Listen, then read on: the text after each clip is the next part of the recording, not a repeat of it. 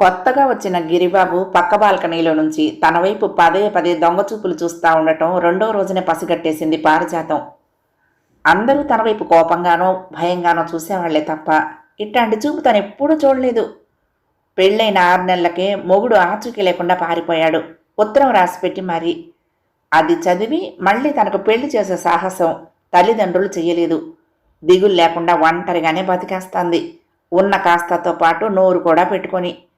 ఇప్పుడు ఈ కొత్తవాడి చూపులే అర్థం కాకుండా తికమక పెడతా తిండి కూడా తినివ్వటం లేదు. పోనీ తనే పలకరింపుగా నవ్వుదామా అంటే తనకి అట్లాంటి అలవాటే లేవు.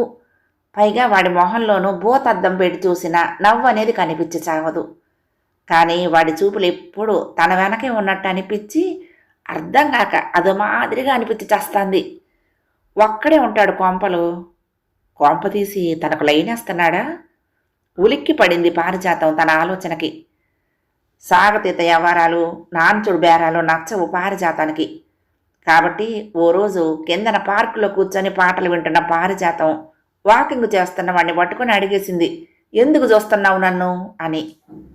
గిరిబాబు ఆగి మళ్ళీ తన మార్కు చూపు చూసి సీరియస్గా చెప్పాడు ఇనప గొంతేసుకుని, నిన్ను చూస్తే నా పెళ్ళంత విడాకులిప్పించి మరీ చచ్చిన మా అత్త రాక్షసి మళ్ళీ మళ్ళీ గుర్తుకొస్తాంది. అది బతికొస్తే ఓ 100 సార్లైనా చంపేయాలని నా కోరిక, అందుకే చూస్తాన్నా.